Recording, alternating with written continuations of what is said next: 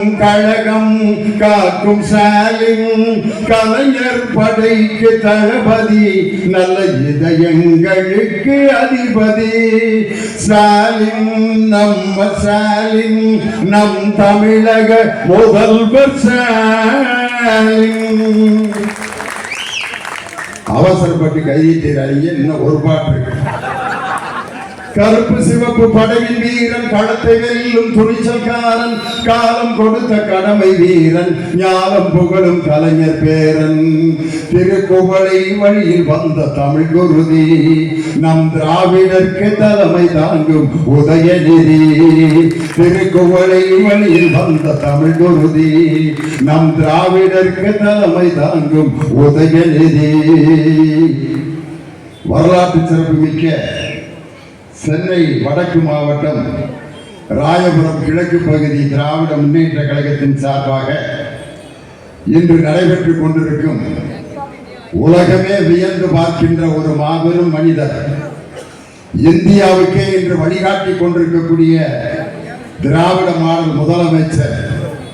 மக்கள் எல்லோரும் அவரை பார்க்க வேண்டும், அவரை தொட வேண்டும், அவருடன் புகைப்படம் எடுக்க வேண்டும் என்று மக்கள் அனைவராலும் கவரப்பட்ட ஒரு அற்புதமான தமிழகத்தின் முதலமைச்சர் முத்துவேல் கருணாநிதி ஸ்டாலின் என்ற அந்த அற்புதமான திராவிட மாடல் தலைவருக்கு இன்று 72வது பிறந்த நாள். மார்ச் 1ஆம் தேதியே பிறந்த நாள் முடிஞ்சிருச்சு. இன்னைக்கு 24ஆம் தேதி. 24 நாள் கழிச்சு ஒருத்தருக்கு திரும்ப பிறந்த நாள் விழா தமிழ்நாடு முழுவதும் இல்ல, இந்தியா முழுவதும் அல்ல, உலகம் முழுவதும் ஒரு தலைவருக்கு நடக்கிறது என்றால் அது நம் திராவிட மாடல் முதலமைச்சர் என்ற அந்த தலைவருக்கு மட்டும்தான். இன்று அருமையான இந்த பிறந்த நாள் பொதுக்கூட்டத்திற்கு தலைமை தாங்கி நடத்தி கொண்டிருக்கக்கூடிய ராயபுரம் கிழக்கு பகுதி கழகத்தின் செயலாளர், இதோடு அவர் என்னுடைய கூட்டம் 3வது கூட்டம் நடத்துறார். செந்தில் என்ற பெயர் ரொம்ப அற்புதமான பெயர். திருச்செந்தூரின் கடலோரத்தில் செந்தில் நாதன் அரசாங்கம் தேடி தேடி வருவோர்க்கெல்லாம் தினமும் கூறும் தெய்வாம்சம். திருச்செந்தூரின் கடலோரத்தில் இருக்கும் செந்தில் நாதன், அந்த செந்தில்குமார் எதற்கு பெயர் போனவர் என்றால் சூரனை சம்காரம் செய்த ஒரு அற்புதமான முருக கடவுளின் பெயர் தான் செந்தில். இந்த ராயபுரத்தில் பல ஆண்டு காலமாக சட்டமன்ற உறுப்பினராகவும் அமைச்சராகவும் இருந்த ஜெயக்குமார் என்ற முன்னாள் அமைச்சரை தோற்கடித்த பகுதி கழகத்தின் செயலாளர். அந்த தோற்கடித்த பெருமைக்குரியவர் எங்கள் அருமை அண்ணன் ராயபுரம் சட்டமன்ற உறுப்பினர் அருமை அண்ணன் ஐட்ரி மூர்த்தி. அண்ணன் மூர்த்தி என்பது உருவத்திற்கு பெயர் போன பெயர். மூர்த்தி சிறிதானாலும் கீர்த்தி பெரிதாக இருக்க வேண்டும். இந்த அருமையான இந்த ராயபுரம் சட்டமன்றத்தில் அந்த மனிதரை தோற்கடித்த பெருமைக்குரிய சட்டமன்ற உறுப்பினர் இங்கே அமர்ந்திருக்கிறார். செந்தில்குமாரோட தலைமையில் இந்த நிகழ்ச்சி வரவேற்புரை ஆற்றி சிறப்பு செய்த ஜெயபாலன், சேகர், சுந்தர், ஜெயலட்சுமி, மோகன் மற்றும் இந்த நிகழ்ச்சியில பேர்லாம் நிறைய பேரை டிக்கெட்ஸ் கொடுத்துருக்காங்க.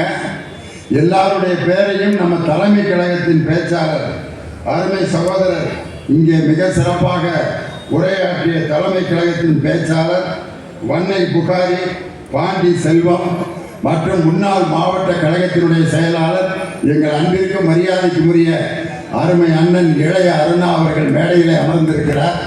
அவர்கள் உள்ளிட்ட எனக்கு முன்னால் பேசிய இளம் பேச்சாளர், வேற எந்த இயக்கத்திலும் இளம் பேச்சாளர்கள் 182 பேர் வேற எந்த இயக்கத்திலும் கிடையாது.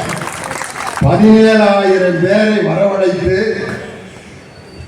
22,000 பேரை தேர்வு செய்து அந்த 2,000 பேரில் வடிகட்டிய 182 பேச்சாளர்களில் ஒருவர் தான் என்று பேசிய எனது அருமை தம்பி ஹேமனா.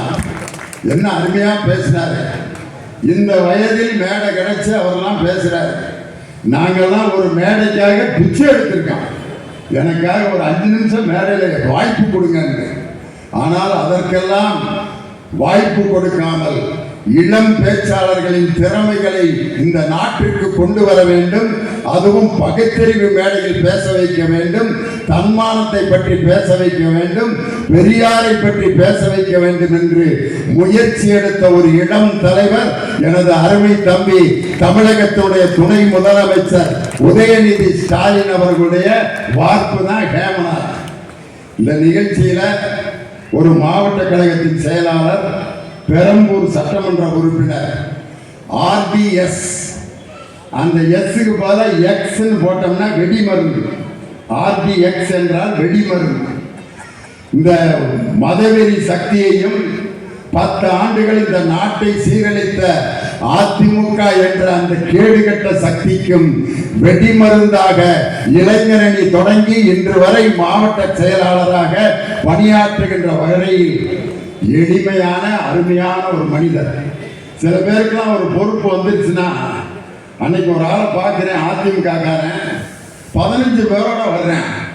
நான் என்னடா அது எதிர்கட்சிக்காரங்க திடீர்னு எப்படா எம்எல்ஏ ஆனான்னு பார்த்தா, யார் அந்த ஆளுன்னு கேட்டான், 6வது வார்டு துணை செயலாளருங்கிறேன். 6வது வார்டு துணை செயலாளர் நெஞ்சை உடைச்சிட்டு 15 பேரோட வர்றேன். ஆனால் எங்கள் அருமை தமிழ் அண்ணன் RD சேகர் எவ்வளவு பொறுப்பு கொடுத்தாலும் எளிமையாக தொண்டர்களின் பாதுகாவலராக இருந்து செயலாற்றி கொண்டிருப்பவர். இன்று நம் தமிழகத்தின் முதலமைச்சர் அவர்களுக்கு பிறந்த நாள், ஏயா அந்த தலைவருக்கு பிறந்த நாள். என் தம்பி ஹேம்நாத் சொன்னாரு, கொரோனா என்ற அந்த நோய் பீடிக்கப்பட்டிருந்த பொழுது அந்த கொரோனா வார்டுல இருந்த நோயாளிகளை உயிரையும் பணயம் வைத்து பார்த்த ஒரு முதலமைச்சர் யார் என்றால் அவர்தான் நம் தமிழகத்தினுடைய முதலமைச்சர். எந்த ஊர்ல? கோயம்புத்தூர்ல. கோயம்புத்தூர்ல போய் நோயாளிகளை பார்க்க போறப்ப நம்ம கட்சிக்காரங்களாம் சொல்லியிருக்காங்க, தலைவரை இவங்க யாருமே நமக்கு ஓட்டு போடல தலைவரை, எல்லா தொகுதியிலையும் நம்மளை தோக்கடிச்சிருக்காங்க, இந்த நோயாளிகளை போய் பார்க்க போறீங்களே அப்படின்னு சொன்ன உடனே நம்ம தலைவர் சொன்ன பதில், எனக்கு ஓட்டு போடாதவர்களுக்கும் நான் தான் முதலமைச்சர், அவர்கள் நோயால் பாதிக்கப்பட்டாலும் காப்பாற்ற வேண்டிய பொறுப்பு என்னுடைய பொறுப்பு. இந்த பெருந்தன்மை யாருக்காவது வருமையா? அதுக்கப்புறம் அந்த நோயாளிகளை பார்க்க போறப்ப டாக்டர் எல்லாம் சொல்லியிருக்காங்க, வேணாம் தலைவரை, உங்களுக்கு 69-70 வயசு ஆயிடுச்சு, நீங்க போகாதீங்க, கொரோனா தொற்றிக் கொள்வதற்கு வாய்ப்பு இருக்கு, வேணாம் அப்படின்னு சொன்ன பிறகு அந்த கொரோனா நோயாளிகள் டாக்டர்கள் போடுற அந்த ஆடையை போட்டுக்கிட்டு போய் அந்த நோயாளிகளை பார்த்து நான் இருக்கிறேன் பயப்படாதீர்கள் சொல்லிட்டு வெளியில வந்தார். அப்ப பத்திரிகைக்காரன் கேட்கிறாங்க, ஏங்க இவ்வளவு உயிரை பணைய வச்சு நீங்க எதுக்காக போய் இந்த நோயாளிகளை பார்த்தீங்கன்னதுக்கு அடுத்து பதில் சொன்னாரு, நான் நோயாளிகளை பார்த்து போஸ் கொடுத்து போட்டோ எடுக்கிறதுக்காக வரல, உயிரை பணையம் வைத்து வேலை செஞ்சுக்கிட்டு இருக்கிற டாக்டர்கள் நர்ஸுக அவங்களுக்கு உற்சாகம் கொடுக்கணும்னு தான் முதலமைச்சராகிய நான் முதல்ல அந்த வார்டுக்கு போனேன்னு சொன்னார். இப்படிப்பட்ட தலைவருக்கு இன்னைக்கு பிறந்த நாள். இந்த தூரத்தில் உட்கார்ந்துருக்க நம்ம சகோதரியெல்லாம் பார்க்குறாங்க, டிவியிலே 1.5 மணி நேரம் பேசுனாங்க, இந்த ஆளு எப்போ பேசி முடிக்கிறது, நம்ம இந்த மிஷினெல்லாம் வாங்கிட்டு போகிறது, ஐயோ வேற யாரையாவது கூப்பிட்டுருக்கலாங்க, இவரையா இந்த மனுஷன் செந்தில்குமார் கூட்டிகிட்டு வந்தாரு அப்படின்னு நினைப்பாங்கன்னு நான் நினைச்சேன். ஆனால் என் சகோதரிகளுடைய மலர்ந்த முகமும் சிரித்த முகமும் பார்க்கும்போது எங்கள் தலைவர் திராவிட மாடல் முதலமைச்சருடைய ஆட்சியில் எங்களுடைய பெண்கள் தான் இன்னைக்கு மகிழ்ச்சியா இருக்கிறாங்க. அவங்க கையில கொடுக்கப்பட்டிருக்கும் பணமும் அவர்கள் பயணம் செய்கின்ற அந்த தோரணையும் பார்க்கும் பொழுது இன்று மகிழ்ச்சியாக இருப்பவர்கள் ஆண்களை விட என்னுடைய சகோதரிகள் தான் இன்று மகிழ்ச்சியாக இருக்கிறார்கள். அதுக்காக நான் 1.5 மணி நேரம் உங்களை போட்டு புரிய போறதில்லை. ஒரு பட்டிமன்றம் நடத்துறதுக்கு ஒரு ஊர்ல போய் கேட்டேன், ஐயா நாங்கள் எவ்வளோ நேரம் பேசுறதுன்னு கேட்டேன்.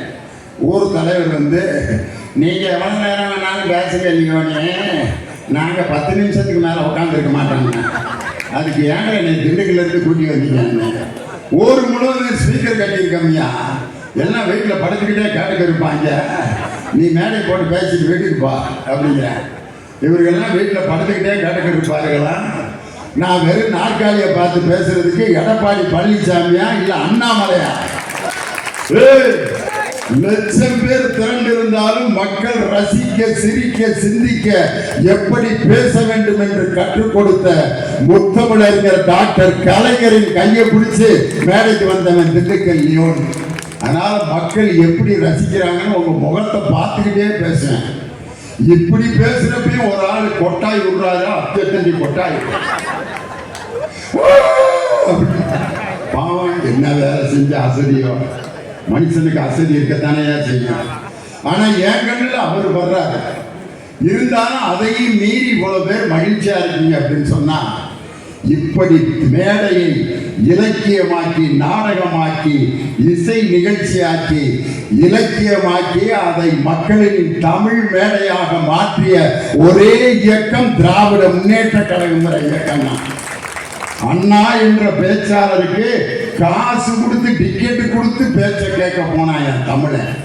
ஒரு பேச்சாளருடைய பேச்சுக்கு கட்டணம் செலுத்தி கேட்ட பேச்சு உலகத்திலேயே முதலில் பேரறிஞர் அண்ணா என்ற தலைவருக்கு தான் காசு கொடுத்து அவர் பேச்ச கேட்க போனாங்க.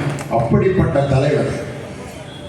அண்ணாவுக்கு ஹிந்தி தெரியாது, சமஸ்கிருதம் தெரியாது. வெளிநாட்டில் ஒரு பல்கலைக்கழகத்தில் போய் அண்ணா நிற்கிறார். 7 பல்கலைக்கழகத்தில் கோட்டு கையெல்லாம் போட்டு விட்டுருக்காங்க. அண்ணாவுக்கு பழக்கம் இல்லாத ட்ரெஸ்ஸு, வேட்டியவே 15 தடவை இழுத்து கட்டிக்கிட்டு இருப்பாரு. சட்டையில் பட்டன் கூட அண்ணாக்கு சரியா போட தெரியாது. மூக்கில் பொடி போட்ட அந்த மூக்கு பொடி, வாயில வெத்தலை போட்ட வெத்தலை கரை, அதோட கோட்டு டை போட்டு அண்ணாவை 7 பல்கலைக்கழகத்துக்கு கூட்டிட்டு போறாங்க. பேண்ட் நிக்கல அண்ணாவுக்கு, எடுத்து இப்படி மேல தள்ளி விட்டுட்டு இருக்காரு. அப்ப ஒரு ஆள் கேட்கிறான், who is he? யாரு? அப்ப சொல்றாரு ஒருத்தர், he is the chief minister of Tamil Nadu, CN Annadurai. தமிழ்நாட்டினுடைய முதலமைச்சர் என்னையா பொடியை போட்டுக்கிட்டு வெத்தலாக்கு போட்டுக்கிட்டு பேண்ட்டை கூட இழுத்து விட்டுக்கிட்டு வர்றாரு. இவரெல்லாம் ஒரு முதலமைச்சரான அவரை பார்த்து நக்கல் பண்ணியிருக்கான், அண்டர் எஸ்டிமேட் பண்ணியிருக்கான். இவரெல்லாம் முதலமைச்சர் மாதிரி தெரியலையே. அப்போ ஒரு பத்திரிகைக்காரன் கேட்கிறான் கேள்வி. அப்ப தமிழ்நாட்டில் மெட்ரிகுலேஷன் ஒரு பாடத்தை அறிமுகப்படுத்தியிருக்காங்க. அந்த பாடத்தை பத்தி கேள்வி கேட்கிறான். Mister Annadurai, I want to have one question to you. Yes அப்படின்னாரு Anna. What you think about matriculation? Anna வந்து matriculation is the type of education, it is carried out in our Tamil Nadu அப்படின்னு சொல்லுவாருன்னு நினைச்சா, அண்ணா அடிச்சாரு பாருங்க அதுக்கு பதில். Matriculation is the botheration of the education. After a great consideration, I came to this conclusion. வெள்ளக்காரன் அசந்துட்டான். நம்ம இங்கிலீஷ் அந்த மனுஷன் இந்த போடு போடுறாரு. அண்ணாவுக்கு ஹிந்தி தெரியாது. 7 பல்கலைக்கழகத்தில் அவர்கள் மூக்கின் மீது விரல் வைக்கின்ற அளவிற்கு ஆங்கிலம் பேசிய தலைவர் பேரறிஞர் அண்ணா. அவர் தான் ஜவஹர்லால் நேரு சொன்னாரு, ஹிந்தி என்ற மொழியை திணிக்காதீர்கள் சொன்ன ஜவஹர்லால் நேரு 1963 உறுதி கொடுத்தார். ஹிந்தி பேசாத மாநிலங்கள் விரும்புகின்ற வரை ஹிந்தியை நாங்கள் திணிக்க மாட்டோம்னு நேரு அன்னைக்கு கொடுத்த உறுதிமொழி. அதுக்கப்புறம் இந்திரா காந்தி உறுதிமொழி கொடுத்தாங்க. அதுக்கப்புறம் எத்தனையோ பிரதமர்கள்லாம் இருந்தாங்க. ஐயா வாஜ்பாய் இருந்தாரு, மன்மோகன் சிங் இருந்தாரு, நரசிம்மராவ் இருந்தாரு, தேவகவுடா இருந்தாரு, ஐக்கிய குஜராத் இருந்தாரு. இத்தனை பிரதமர். இப்ப நரேந்திர மோடி ஒரு 14 வருஷம் 10 வருஷம் பிரதமரா இருந்தாரு. எப்பெல்லாம் இந்திய திணிக்காம திடீர்னு இப்ப என்னடா இந்தி மேல உங்களுக்கு பாசம்? என்ன காரணம் தெரியுமா? தமிழ்நாடு இன்று கல்வியில் மிகப்பெரிய வளர்ச்சி அடைந்திருக்கிறது. அந்த வளர்ச்சியை தடுப்பதற்கு 3வது மொழி ஒன்ன படிக்கடா அப்படின்னு கொண்டு வந்து திணிச்சிருக்கேன். இன்னைக்கு நான் கேட்கிறேன், நேற்று மீட்டிங்ல அம்மா தமிழிசை சவுந்தரராஜன், அந்த அம்மாவுக்கு தமிழிசைன்னு ஏன் தான் அவர் அப்பா பேர் வச்சாரோ, பேசாம படா கானா சவுந்தரராஜன் பேர் வச்சிருக்கான். படா கானா என்ன அர்த்தம்? பெரிய பாட்டு அப்படின்னு அர்த்தம் ஹிந்தியில. இன்னைக்கு நான் அவங்களுக்கு பேர் வைக்கிறேன், படா கானா சவுந்தரராஜன். தமிழிசைன்னு ஏன் அந்த மனுஷன் குமரி ஆனந்தம் தமிழ் தென்றல் பேர் அவருக்கு. மேடையில் இலக்கியம் பேசினால் மணிக்கணக்காக அந்த பேச்சை கேட்டுக்கொண்டிருக்கலாம். இலக்கிய தென்றல் குமரி ஆனந்தன். பாராளுமன்றத்தில் தமிழில் எம்பிக்கள் பேச வேண்டும் என்று முதலில் குரல் கொடுத்த மனிதன் குமரி ஆனந்தன். அவருக்கு பிறந்த மக நேற்று பேசுறாங்க, ஹிந்தி படிக்கின்ற வரை நாங்கள் போராடி கொண்டே இருப்போம். அதை கேடுகட்ட குப்பை. தமிழிசை சவுந்தரராஜன் குமரி ஆனந்தனுடைய மகள். முந்தா நாள் அவருக்கு பிறந்த நாள். யாருக்கு? குமரி ஆனந்தன் ஐயாவுக்கு. நீங்க போய் இந்தியில வாழ்த்து சொன்னீங்க உங்க அப்பாவுக்கு. ஜனம் தீன் பகாய அப்படின்னு சொல்ல வேண்டியதானே? பிறந்த நாள் வாழ்த்துக்கு இந்தியில இருக்கான், ஜனம் தீன் பகாய. உங்க அப்பாட்ட அப்படி சொல்லியிருந்தீங்கன்னு வச்சுக்கோங்க, என்ன நினைப்பாரு? பிதாஜி பிதாஜி ஜனம் தீன் பகாய. அவருக்கு பாப்பாரு, பிள்ளைய நல்லா தானடா பெற்றிருந்தேன், தமிழ்ல நல்லா பேசுறாங்கன்னு சொல்லி தமிழிசைலடா என் பிள்ளைக்கு பேர் வச்சேன். இப்ப எனக்கிட்ட வந்து ஜனம் தீன் பகாய அப்படிங்கிறேன். நல்லா தானமா இருந்த, ஏமா இப்படி ஆகிட்டே கேட்பாரா கேட்க மாட்டாரா? அந்த மனிதன் செய்த தமிழ் தொண்டுக்கு சென்ற ஆண்டு சுதந்திர தினத்தன்று என் தானை தலைவன் டாக்டர் கலைஞர் பெற்றெடுத்த முத்துவேல் கருணாநிதி ஸ்டாலின் அவருக்கு தகைசால் தமிழர் விருதை கொடுத்தவர் நம் தமிழகத்தினுடைய முதலமைச்சர் யாரு? குமரி ஆனந்தன். இன்னைக்கு அவங்க பேசுறாங்க, பாண்டிச்சேரியில புதுச்சேரியில கவர்னரா இருக்கிறப்ப நம்ம தமிழ்நாடு பாடநூல் கழகத்தினுடைய புத்தகத்தை தான் பாண்டிச்சேரியில படிச்சுட்டு இருந்தான். நான் 3 வருஷமா அவங்களுக்கு லட்சக்கணக்கான புத்தகங்கள் பாண்டிச்சேரிக்கு தமிழ்நாடு பாடநூல் கழகத்திலிருந்து போய்கிட்டு இருந்துச்சு. அப்ப கவர்னரா இருந்தது அந்த அம்மா, அந்த போலீஸ்காரம்மா. அவங்க இருந்தாங்க. அவங்க இருந்தப்ப கூட தமிழ் புத்தகத்தை வாங்கினாங்க ஐயா பாண்டிச்சேரியில. ஆனா இந்த அம்மையார் கவர்னராக வந்த பிறகு அரசு பள்ளியில பூரா ஹிந்தி பள்ளிகளாக மாற்றி தமிழ்நாடு பாடநூல் கழக புத்தகத்தை வாங்க மாட்டோம் என்று கையெழுத்து போட்டது யார் என்றால் தமிழிசை சவுந்தரராஜன் என்ற அந்த தமிழ் துரோகி தான்.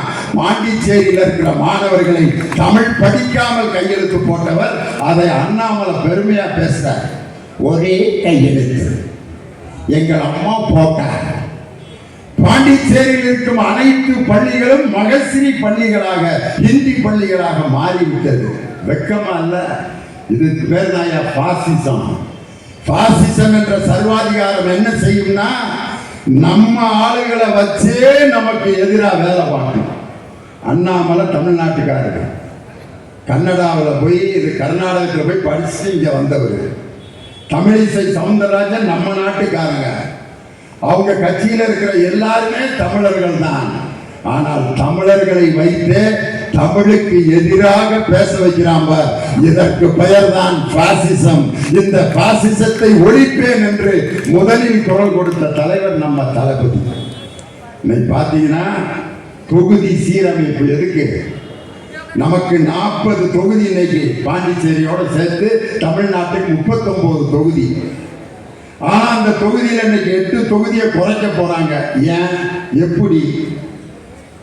1971 6 லட்சம் பேருக்கு ஒரு எம்பி அப்படின்ட்டு 382 எம்பிக்கள் இருந்தாங்க. 1961 71 7 லட்சம் பேருக்கு ஒரு எம்பின்னு சொல்லி 522 பேர், 492 பேர்.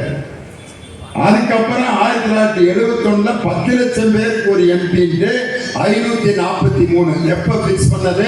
1971. அதுக்கப்புறம் இந்தியாவில் ஜனத்தொகை பெருகிடுச்சு. நம்மால் பூந்து விளாண்டான். உண்மைதான். எங்க தாத்தாவுக்கெல்லாம் 16 பிள்ளைங்க. கேட்டா தாத்தா எல்லாம் ஆண்டையை கொடுத்தது தான், நான் என்ன பண்ணேங்கிறார். ஆண்டையை கொடுத்தா நான் 16 பிள்ளைங்க. நான் சின்ன பிள்ளைல நம்பிக்கேன். உண்மையிலே கோயிலில் போய் ஒரு பிள்ளையா வாங்கிட்டு வந்துருப்பாரு போல இருக்குங்க. இப்ப நினைக்கிற கிழமை எவ்வளவு விசக்கிழவனா இருந்திருக்காங்க. பிள்ளைகளை வந்தவங்களாம் பெற்றாங்க. திருவிளையாடல் படத்துல சிவாஜி கணேசன் விறகு வெட்டி வந்து ஒரு பாட்டு பாடுவார். ஒரு 6 பிள்ளைகளை ஒரு அம்மா வச்சுட்டு நின்றுக்கிட்டு இருக்கேன், அது மாசமாக வேற இருக்கும். அந்த அம்மாவை பார்த்து பாடுவார். அறுவடைய முடிக்கும் முன்னே விதைக்கலாகுமா, அட ஆண்டவனே உன் படைப்பில் இத்தனை வேஷமா, 10 புள்ள பெற்ற பின்னும் 8 மாசமா, இந்த பாவி மகளுக்கு எந்த நாளும் கர்ப்ப வேஷமா, பார்த்தா பசுமரம் படுத்து விட்டான் நெடுமரம், கேட்டா விறகு காகுமா, எந்த நாளும் கர்ப்ப வேஷமான அந்த பிள்ளைகளை வச்சுக்கிட்டா இன்னைக்கு குடும்ப கட்டுப்பாடுக்காக பாட்டு பாடணும். அது மட்டுமா, நாடகத்தில் பப்புன்னு பாடலாம். குடும்பத்தை உருவாக்க சொன்னா ஒரு கிராமத்தை உருவாக்கி தந்தார் எங்கப்பா, எல்லாரும் இந்நாட்டு மன்னர், அந்த விஷயத்தில் எங்கப்பா மன்னாதி மன்னர், குடும்பத்தை உருவாக்க சொன்னார். குடும்பத்தை உருவாக்க சொன்னா கிராமத்தை உருவாக்கியிருக்காங்க ஐயா. அன்னைக்கு அப்படி இருந்தாங்க. குடும்ப கட்டுப்பாடுன்னு ஒரு திட்டத்தை கொண்டு வந்து சிவப்பு முக்கோணம். சுருளிராஜன் கூட ஒரு படத்துல மாந்தோப்பு கிளியங்கிற படத்துல காந்திமதி வீட்டுக்காரரா இருப்பாரு. அவங்க 2 பேருக்கும் ரொம்ப நாளா புள்ள இருக்காரு. காந்திமதி போய் பழனிமலையில அழகு குத்தி வேண்டிட்டு, மாமா நான் முருகன்ட்ட அழகு குத்தி வேண்டிட்டு வந்திருக்கேன், அதேமா இன்னும் 1 மாசத்துல நமக்கு புள்ள பிறந்துடும் அப்படின்னு சுருளிராஜன் ஒரு மஞ்சள் பை 2 புள்ள 2 கிலோ அரிசியோட வருவார்.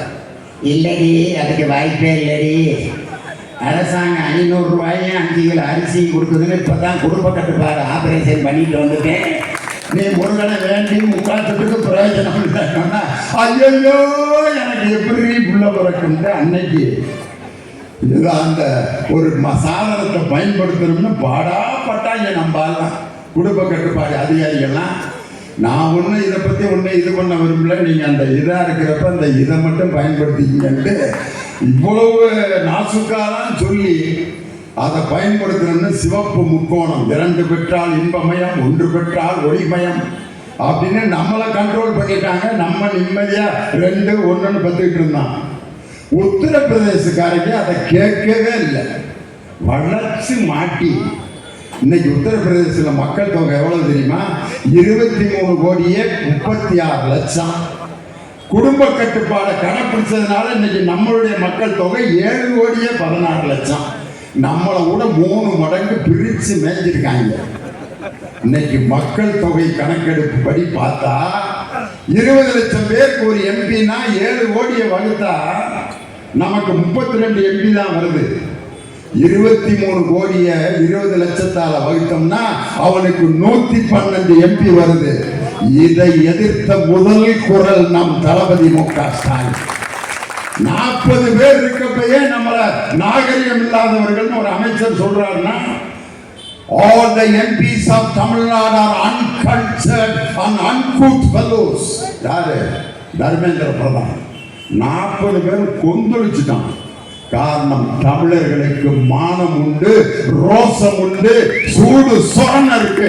உப்பு போட்டு சாப்பிடறதுனால எந்திரிச்சான். தொல்லச்சுவான். பேஸ் மேக்கர் வச்சிருக்கிற வைகோ கூட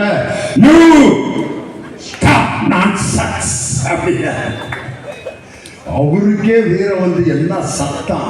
40 பேர் படுத்தின பாட பார்த்துட்டு, தயவு செய்து நான் பேசிய பேச்சுக்கு மன்னிப்பு கேட்டுக் கொள்கிறேன், இந்த பேச்சை 100 முறை மன்னிப்பு கேட்கிறேன்னு ஒரு மத்திய அமைச்சரை மன்னிப்பு கேட்க வைத்த 40 பேர். அதுல 8 பேர் போனா என்ன ஆகும்? நாளைக்கு வேற கெட்ட வார்த்தை சொல்லி கூட திட்டுவாங்க. அதை கேட்டுட்டு பேசாம வர வேண்டியதான். 40 பேர் நீங்க மற்ற மாநிலத்துக்கு எப்படி விகிதாச்சாரத்தோடு பிரித்து தருகிறீர்களோ அதே மாதிரி எங்களுக்கும் தர வேண்டும் என்று தென் மாநிலம், பஞ்சாப், மேற்கு வங்காளம் உள்ளிட்ட அனைத்து மாநில முதலமைச்சர்களையும் கூட்டி மீட்டிங் போடுற தில்லுள்ள ஒரு தலைவர் நம் தளபதியார் மட்டும்தான். அகில இந்திய அளவில் அவருக்கு இன்னைக்கு மிகப்பெரிய பேர்.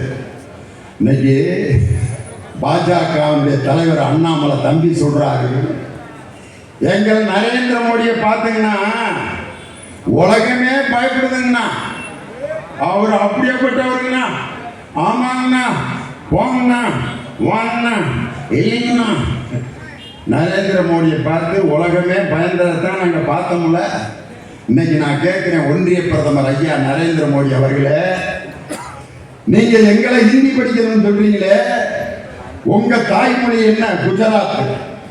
அந்த மொழியில நீங்க ஏன் பேச மாட்டேங்கிறீங்க? உங்கள் தாய்மொழியையே உங்களை பேச விடாமல் உங்களை தடுத்து வைத்திருப்பது ஹிந்தி என்ற அரக்கன். உங்க மொழியவே நீங்க பேச முடியலையே.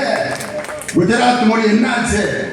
சரி, அமெரிக்க அதிபர் ட்ரம்ப், அவரை போய் பார்க்க போறீங்க, ஹிந்தியில போய் பேசுவீங்க?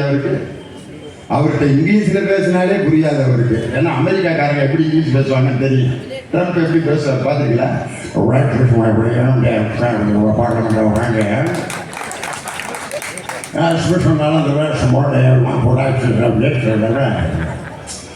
All the rest of the reserve of the details of the external affairs of the minister.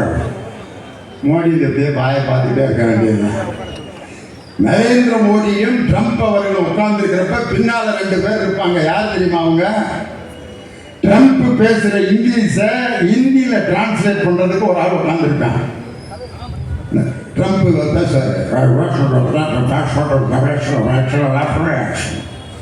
அவன் கேட்டு நரேந்திர மோடிட்ட ஹிந்தியில சொல்லுவான், நம்ம நாட்டில் இருக்கக்கூடியவர்கள் பாஸ்போர்ட் இல்லாமல் இங்கே நிறைய பேர் குடியிருக்கிறார்கள், அதை பற்றி என்ன செய்யலாம் அப்படி கேட்கிறாங்க அப்படின்னு ஹிந்தியில சொல்லுவார். ஒன்னு நரேந்திர மோடி ஹிந்தியில சொல்லுவாரு, அதை ட்ரம்ப் கிட்ட நரேந்திர மோடி இன்னைக்கு நான் கேட்கிறேன், ட்ரம்ப் கிட்ட போய் ஹிந்தியில பேச வேண்டியதான? அங்க உங்களுக்கு ஆங்கிலம் தேவைப்படுகிறது. ஆனா எங்களை மட்டும் ஆங்கிலம் படிக்காத ஹிந்திங்கிற 3ஆம் மொழியை படிச்சு நாசமா போங்கடான்னு சொல்வது என்னையா? அநியாயம் இல்லையா? இன்னைக்கு நரேந்திர மோடியை பார்த்து இந்திய உலகமே பயப்படுதுன்னாரு. நம்ம இந்தியர்கள் அங்க தவறுதலா தங்கியிருந்தவன எப்படியா கூட்டிட்டு வந்தாங்க?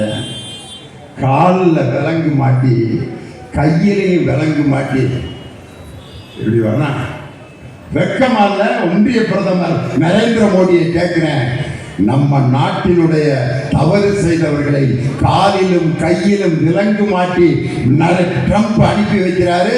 வெட்கம் இல்லாமல் அவரிடம் அமர்ந்து நீங்கள் பேசிக் கொண்டிருந்தீர்கள். ஆனால் இன்னொரு நாட்டில் நாங்க பிளைட் அனுப்பி எங்க மக்களை நான் கூப்பிட்டுக்கிறேன், நீ விலங்கு போட்டு அனுப்ப வேண்டாம்டான்னு சோதனை உள்ள இன்னொரு நாடு ட்ரம்ப் கிட்ட சொன்னுச்சு. நரேந்திர மோடி நம்ம மக்கள் எப்படி வந்தாங்கன்னு டிவியில காமிச்சாங்க, பாத்தீங்களா? கேவலமா இல்ல? இன்று நான் கேட்கிறேன், இந்த கூட்டத்தில் இருக்கவங்க எல்லாரும் 3ஆவது மொழி ஹிந்தியை படிக்கணுங்கிறீங்க. ஹிந்தி மேல நமக்கு என்னையா வெறுப்பு? ஹிந்திக்காரங்களை நம்ம வெறுக்கல, ஹிந்தி மொழியையும் வெறுக்கல. எனக்கெல்லாம் ஹிந்தி ரொம்ப பிடிக்கும். ஹிந்தி பாட்டு எப்படி பாடுவேன் தெரியுமா? நான் ஹிந்தி பாட்டு பாடி அவ்வளவு கைதட்டு வாங்கியிருக்கேன். मेरे सपनों की रानी कब आएगी तू, आए रुत मस्तानी कब आएगी तू. हिंदी தெரியாதா? ஆனா பாடுறேன். चुरा लिया है तुमने जो दिल को, नगर नगई सुराना सनम. मैं शायर तो नहीं मगर ऐसी, जब से देखा मैंने तुझको मुझको शायरी आ गई. हिंदी தெரியாது பாருங்க. ஹிந்தி பாட்டையோ ஹிந்தி மக்களையோ ஹிந்தி மொழியையோ வெறுக்கவில்லை.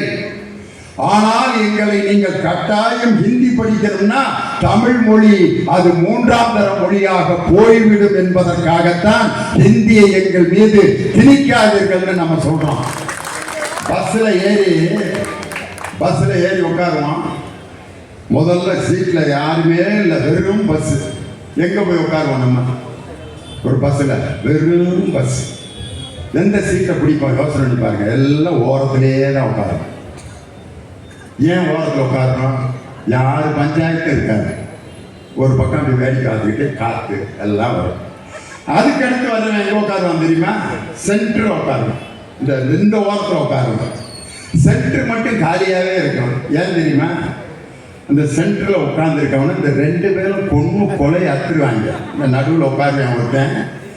இவன் தலை முழுதும் சொல எண்ணெயை தேய்ச்சிட்டு வந்து தூங்கி நச்சுன்னு இப்படி களத்தில் விடுவான். எப்படி இருக்கு அவனுக்கு? டேய் எந்திரா சாரி பிள்ளை. சில பேர் தூங்கி சலுவாயெல்லாம் ஒழுங்கு விட்டுருக்காங்க என் மேலே.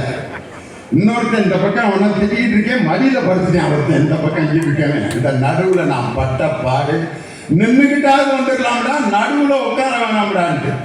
இந்த 3 சீட்டில் 2 பேர் சந்தோஷமாக உட்காந்துருக்கிறப்ப இத்த தண்டி ஒரு ஆள் நடுவில் வந்து உட்கார்ந்தான்னா இந்த 2 ஓரத்தில் இருக்கவனும் ஒருத்தர் கீழே விழுவான், இன்னொருத்தன் அந்த பக்கம் நசுங்கி ஒன்றும் இல்லாமல் போயிடுவான்.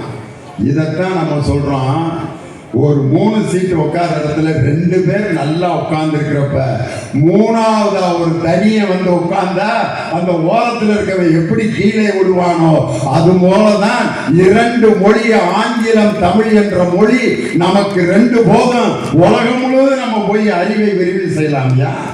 இசைஞானி இளையராஜாக்கு ஹிந்தி தெரியுமா, சமஸ்கிருதம் தெரியுமா? சமஸ்கிருத பாட்டு அப்படி பாடுவார் இசைஞானி இளையராஜா. பார்த்துருக்கீங்களா? அதனால தாய் மூகாம்பிகை படத்துல ஒரு சமஸ்கிருதம் பாட்டு பாடுவார். சிவசத்யாயித்தோ அதி பிரபவித்தும் சத்த பிரபவித்தும்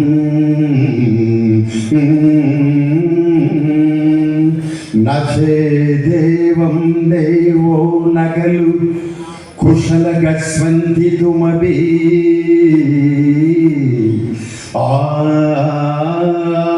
ஆத்ஸ்வாம் ஆராத்யாம் ஹரிஹர விரிஞ்சாதி விரவி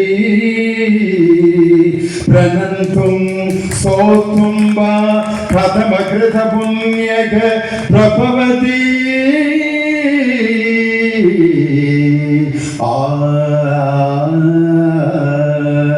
ஜனனி ஜனனி ஜகன்னி அகம்னி ஜகத்காரணி பரிபூரணி.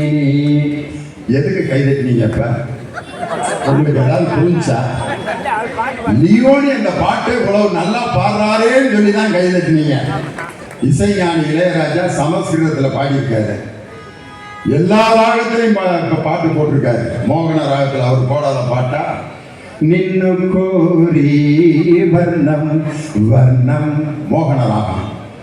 கண்மணியே காதல் என்பது கற்பனையோ காவியமோ கண் வரைந்த ஓவியமோ எத்தனை எத்தனை இன்பங்கள் நெஞ்சில் பொங்குதம்மா பல் சுவையும் சொல்லுதம்மா. மோகன ராகம். கல்யாணி ராகத்தில் போட்டிருக்காரு, கானடா ராகத்தில் போட்டிருக்காரு. பூமாலை வாங்கி வந்தான் பூக்கள் இல்லையே, கானடா ராகம். இது ஒரு பொன்மாலை பொழுது வானமகள் நாணுகிறாள், கேரளா ராகம். எந்த நெஞ்சில் நீங்காத தென்றல் நீரானா எண்ணம் எங்கும் நீ பாடும் திரு திரு தில்லானா. நளின காந்தி இந்த ராகத்துக்கு பேரு. சொர்க்கமே என்றாலும் அது நம்மூர போல வருமா, என் நாடு என்றாலும் அது நம் நாட்டு கீழாகுமா. பல தேசம் முழுதும் பேசும் மொழிகள் தமிழ் போல் இனித்திடுமா. சொர்க்கமே என்றாலும் அது நம்மூர போல வருமா. ஹம்சநாதம் இந்த ராகத்துக்கு பேரு. எத்தனை பாட்டு. தூங்காத விழிகள் 2 உன் துணை தேடும் நெஞ்சம் 1 வெண்பூ மஞ்சம் விரித்தாலும் பன்னீரை தெளித்தாலும் ஆனந்தம் எனக்கேது அன்பே நீ இல்லாது. அமிர்தவர்ஷன் இந்த ராகத்து பேரு. மலர்களே நாதஸ்வரங்கள் மங்கள தேரில் ஹம்சதுணி இந்த ராகத்து பேரு. மாஞ்சோலை கிளிதானோ மாண்டானோ வேப்பந்தோப்பு குயிலும் நீதானோ. சுத்ததினியாச்சு இந்த ராகத்து பேரு. இவ்வளவு ராகம் தெரிஞ்ச இளையராஜா வெளிநாட்டில் லண்டனில் போய் சிம்பனி என்ற ஆங்கில இசையை இசையமைத்து ஹிந்தி தெரியாது, சமஸ்கிருதம் தெரியாது, 2 மொழிகளை கற்ற இளையராஜா சிம்பொனி இசையை அமைக்கும் போது இளையராஜாவுக்கு ஹிந்தி தெரிஞ்சிருந்தா என்னையா இருக்கான்? ஹிந்தி தெரிஞ்சா போய் இவ்வளவு பெரிய சாதனையை படைச்சிட்டு வந்தாரு. இன்னைக்கு நான் கேட்கிறேன், இளையராஜா வந்தோடனே கேட்கிறாங்க பத்திரிகைக்காரங்க, அப்ப சொல்றாரு, என்னை இந்த சிம்பொனி இசையமைக்க பிரான்ஸ் நாடு, Holland, Norway, Sweden, Canada, Dubai, Qatar போன்ற நாடுகளில் எல்லாம் என்னை அழைத்திருக்கிறார்கள். இத்தனை நாட்டுக்கு இளையராஜாவை கூப்பிட்டுருக்காங்க. இன்னைக்கு நான் கேட்கிறேன், இந்த திருவையாறு ஆராதனை விழான்னு ஒன்று நடத்துறாங்கல்ல, அந்த இடத்துல எங்க இசைஞானி இளையராஜாவை பாட வையா, நான் ஒத்துக்கிறேன். நீங்க வந்து அவருடைய திறமையை மதிக்கிறீர்கள். அங்க அவா மட்டும்தான் பாட முடியும் தெரியுமா? திருவையாறுல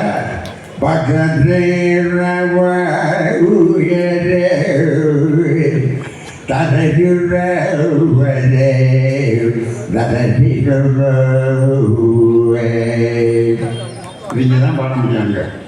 தண்டபாணி தேசியர்னு ஒருத்தர் போய் என்னப்பன் அல்லவா எந்தாயும் அல்லவா பொன்னப்பன் அல்லவா பொன்னம்பலத்தவான் பாடினாரு.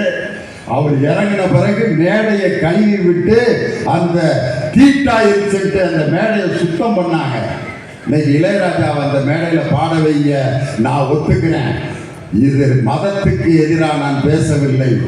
ஜாதிய அந்த தேசத்தை ஒழிக்க வேண்டும், அந்த ஜாதி அடக்குமுறையை ஒழிக்க வேண்டும். இதற்கு பெயர் தான் சனாதனம்.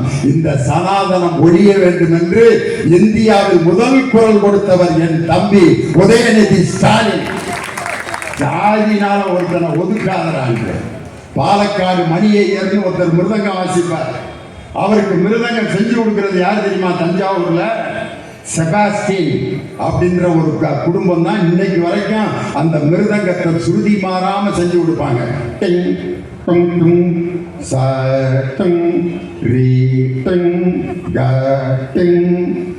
அவனுக்கு இசைஞானம் இல்லாட்டி அந்த மிருதங்கத்தை அவனால செய்ய முடியுமா?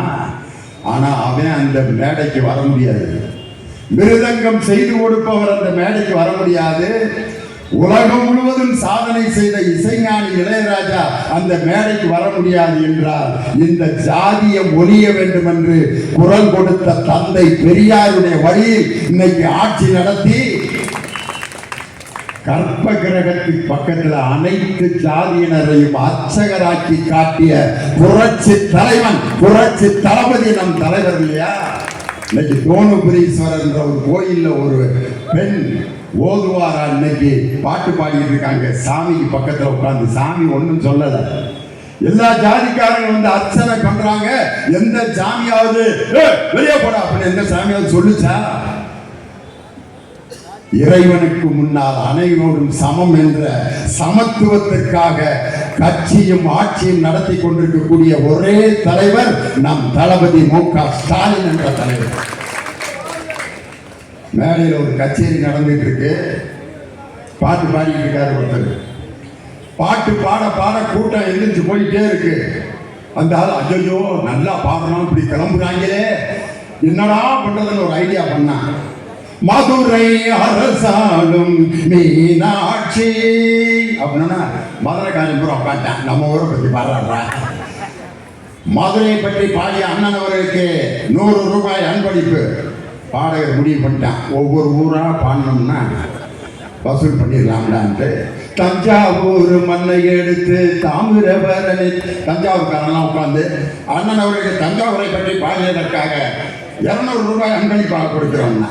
அதுக்கப்புறம் அடுத்த ஊர் சேலங்கட்டி மாம்பழமே திண்டுக்கல் பலாப்பழமே. சேலத்துக்காரன் திண்டுக்கல்காரன் ஆளுக்கு 500 ரூபா கொடுத்தேன். எங்கள் ஊரை பற்றி பாடியா அண்ணன் அவர்களுக்கு அப்படின்னு கொடுத்துக்கிட்டே இருந்தான்.